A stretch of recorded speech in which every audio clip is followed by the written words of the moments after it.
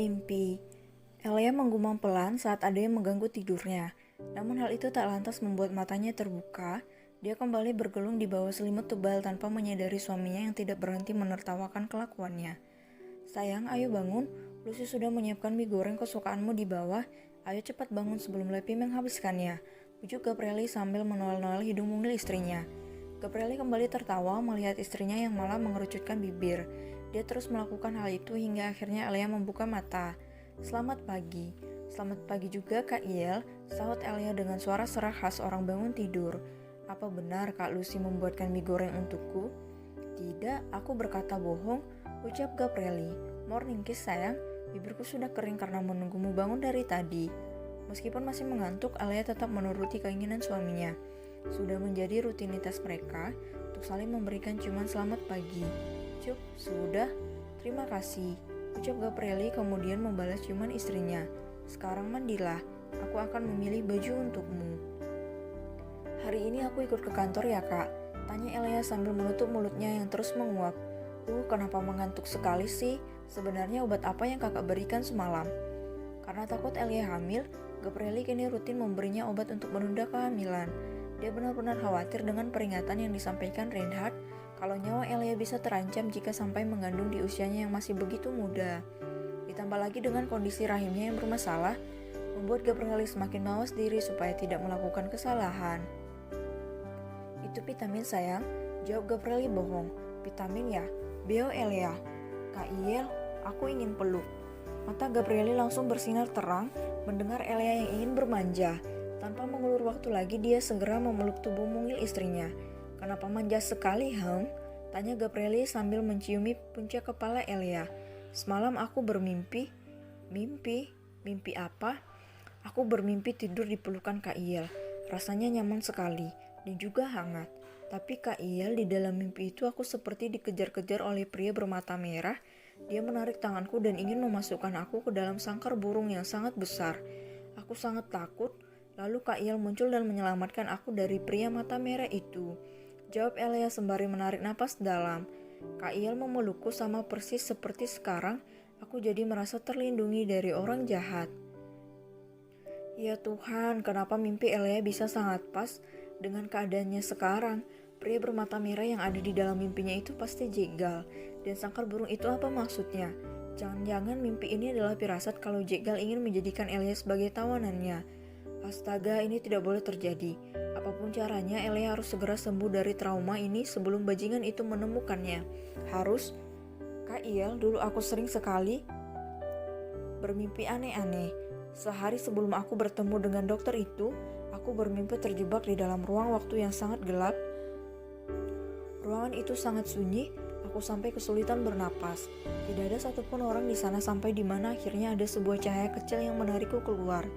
Lalu besok malamnya, aku yang saat itu bekerja sebagai pengantar makanan mendapat tugas untuk mengantar di daerah yang cukup sepi. Di sana aku melihat seorang dokter yang sedang terluka parah, perutnya berdarah-darah. Kak Iel, aku tidak tega melihatnya. Jadi aku berniat menolongnya, tapi dokter itu jahat. Dia memukuli aku. Dia juga merobek semua bajuku, Kak. Dokter itu jahat sekali kan? Ucap Elia yang bicara dengan begitu lancar tanpa merasa takut. Untuk beberapa saat Gabrieli tertegun mendengar cerita Elia. Dia tidak menyangka kalau istrinya ini akan menceritakan kejadian malam itu tanpa harus berteriak ketakutan. Takut Elia kenapa-napa, Gabrieli segera memperhatikan wajahnya. Keningnya mengerut, heran saat mendapati ekspresi istrinya yang terlihat biasa saja. Sebenarnya Elia sadar apa ya? Tidak dia membicarakan tadi. Kenapa ekspresinya terlihat tenang sekali? Atau, Kak Iel, bukannya kita mau pergi ke perusahaan ya? Kenapa kita malah bergosip bukannya bersiap? Ucap Elia sambil mendorong tubuh suaminya sampai pelukan mereka terlepas. Tunggu sebentar ya kak, aku akan mandi dengan cepat. Gabrieli dengan cepat menahan tangan Elia saat dia ingin turun dari ranjang. Dengan penuh sayang dia menggendong istrinya kemudian membawanya masuk ke dalam kamar mandi. Mendudukkannya di wastafel lalu menyiapkan air mandi untuk istri kesayangannya. Elia, saat sedang bersamaku biar aku saja yang menyiapkan semua ini. Kau hanya perlu duduk manis di situ sambil menunggu, ucap Gabrieli. Kenapa begitu kak? Bukankah seharusnya aku ya yang menyiapkan air mandi untuk kakak? Kak Iel kan bosku, rasanya seperti terbalik. Saud Elia sambil menekan bibir bawahnya berpikir. Gabrieli menghela napas. Meskipun sudah menikah, Elia terkadang masih menganggap dia sebagai bosnya. Juga menganggap kalau dirinya masih bekerja sebagai sekretaris setiap kali Gabrieli membawanya pergi ke perusahaan. Tidak apa-apa sayang, lagi pula kau tidak tahu kan bagaimana cara menyalakan air di bathtub ini? Elia mengangguk. Dia mengangkat tangannya ke atas saat Gabrieli membantu melepaskan baju. Rasa malu di hati Elia seperti menghilang, meskipun sekarang dia sudah tak mengenakan apapun lagi di hadapan suaminya. Astaga, ini cobaan. Tak ingin terbawa nafsu, Gabrieli segera mengangkat tubuh Elia kemudian memasukkannya ke dalam bathtub yang sudah terisi air hangat. Dia lalu tersenyum melihat Elia yang juga sedang tersenyum ke arahnya. Terima kasih banyak suamiku. Jika ingin berterima kasih, maka berterima kasihlah dengan benar sayang, saud Gabrieli sambil tersenyum mesum. Memangnya tadi belum benar ya kak? Tanya Elia dengan raut wajah yang terlihat bingung. Belum? Lalu yang benar bagaimana? Berterima kasih di atas ranjang? Jawab Gabrieli, nanti malam 5 ronde. Hah? Banyak sekali kak. Memangnya itunya kakak tidak kelelahan ya? Tanya Elia kaget. Tidak sayang, dia tidak akan kelelahan. Yang ada malah semakin segar karena sudah dicas. Jawab Gabrieli sembari mengulum senyum. Mau tidak nanti malam? Elia langsung mengangguk patuh, yang mana membuat Gabrieli jadi semakin gemas ingin memakannya sekarang juga. Ya sudah, kalau begitu kau mandilah dulu. Aku akan keluar untuk menyiapkan baju untukmu. Hati-hati, lantainya licin. Ucap Gabrieli kemudian mencium pipi istrinya sebelum pergi dari sana. Setelah keluar dari kamar mandi, Gabrieli segera menuju lemari pakaian milik istrinya. Dia lalu mengambilkan sebuah kaos berwarna hitam dan juga jeans panjang untuk dikenakan Elia hari ini. Semoga saja hal ini tidak menimbulkan risiko yang fatal pada Elia, dan semoga juga Jegal maupun anak buahnya tidak melihat keberadaan Elia di sana nanti. Gumam Gabrieli sedikit resah. Ya, hari ini Gabrieli akan membiarkan Lepi membawa Elia pergi ke tempat umum untuk memberikan shock terapi padanya. Dan tentunya semua itu dilakukan dengan pengawalan ketat yang telah diatur oleh Ares dan juga Nun. Gabrieli juga telah menghubungi Reinhard dan beberapa psikiater lain untuk ikut mengawasi Elia. Sementara dia sendiri akan tetap pergi ke perusahaan karena ada beberapa meeting penting yang harus dia sendiri yang memimpin. Hup, kenapa tegang sekali ya? Dasar brengsek, kalau bukan karena bajingan itu, aku dan Elia tidak akan kesusahan seperti ini. Dasar sialan. Umpat Gabrieli sambil berjalan masuk ke dalam kamar mandi untuk melihat aktivitas istrinya di dalam sana.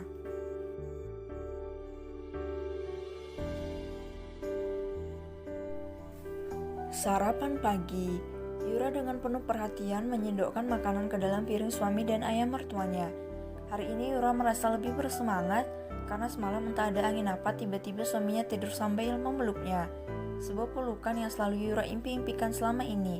Selamat pagi kakek, selamat pagi ayah, selamat pagi juga ibu. Sapa Patricia yang baru bergabung di meja makan. Selamat pagi sayang, sahut Yura sambil tersenyum manis. Pagi Cia, kau terlihat cantik dengan setelan kantormu, puji Karim. Terima kasih kakek, sahut Patricia sembari melirik ke arah ayahnya yang hanya diam tanpa membalas sapaannya.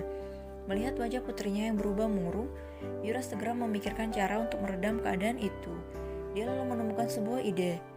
Ayah, Brian, Cia, bagaimana kalau malam ini kita makan malam di luar? Sudah sangat lama kita tidak melakukan hal seperti itu lagi, ucap Yura sambil memperhatikan satu persatu orang yang ada di sana. Ide bagus Yura, bagaimana Bri? Kau setuju tidak? Tanya Karim yang sangat menyadari maksud dan tujuan menantunya. Aku ikut saja, jawab Brian singkat. Cia, malam ini kau tidak sibuk kan? Tanya Karim sembari menatap cucunya yang terlihat sedih. Patricia tak langsung menjawab pertanyaan kakeknya. Dia melihat ke arah ayahnya berharap kalau pria itu akan mengatakan sesuatu. Minta sekretarismu untuk merubah janji pertemuan dengan Gabrieli menjadi siang ini, dan usahakan semua pekerjaanmu selesai sebelum jam kantor usai. Senyum manis langsung tersungging di bibir Patricia begitu dia mendapatkan apa yang dia mau. Baik ayah, nanti aku sendiri yang akan menghubungi sekretaris Tuan Muda Gabrieli untuk memberitahukan perubahan jadwal.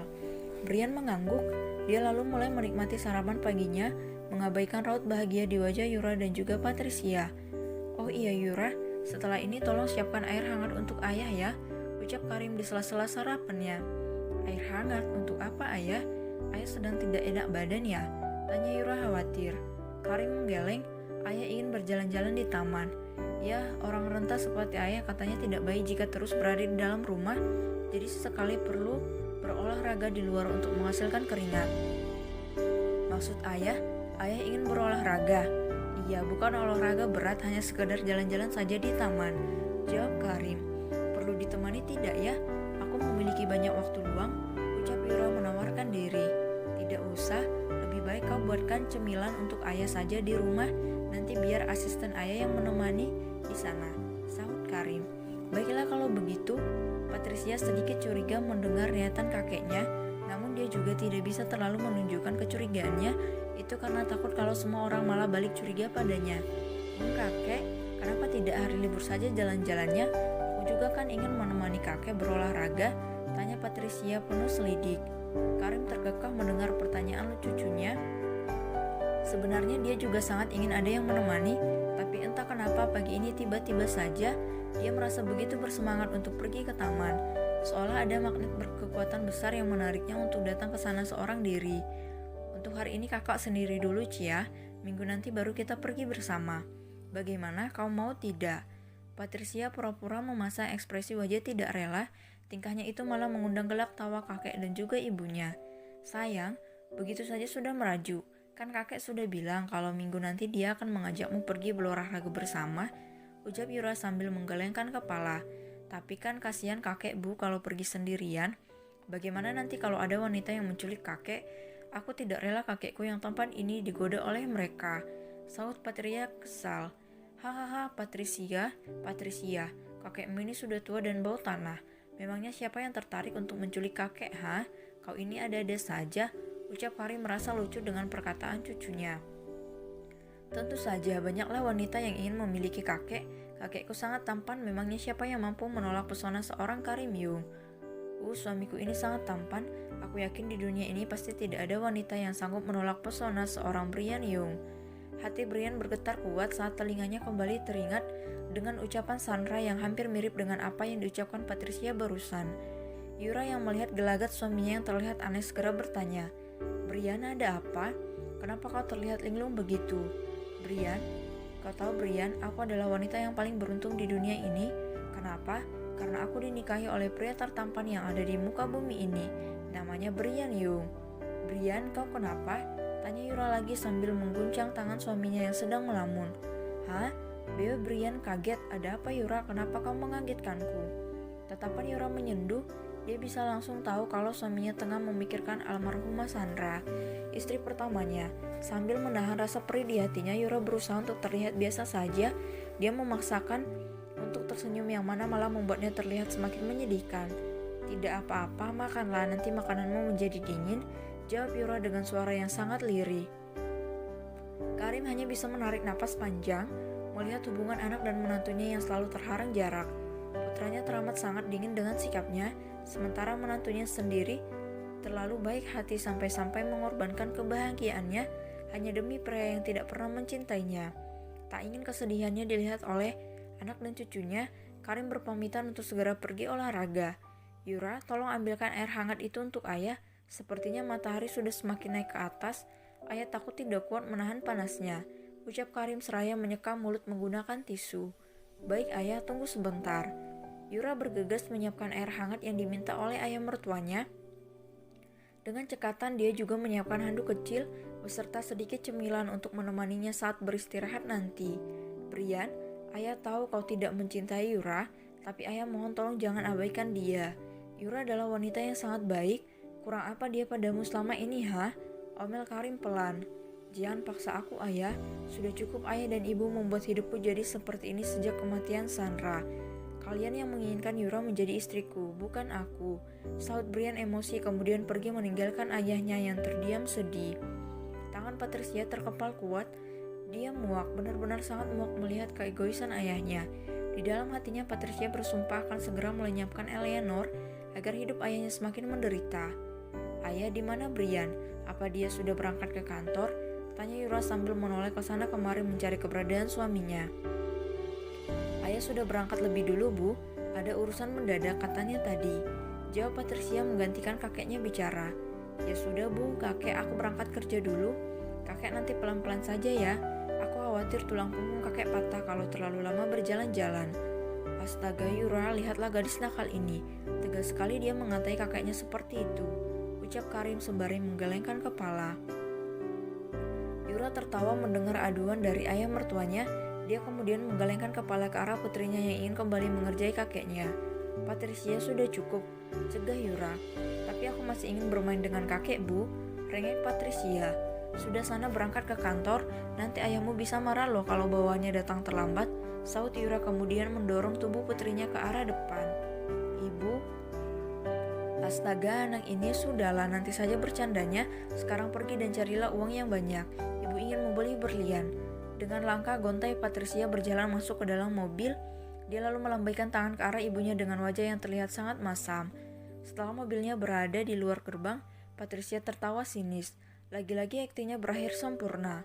Dasar kakek bodoh, begitu saja sudah lupa daratan. Aku jadi penasaran akan seperti apa ekspresi di wajahnya nanti jika tahu kalau Eleanor telah mati. Hahaha, kau pasti akan hidup dalam penyesalan yang sangat dalam sampai ajal menjemputmu.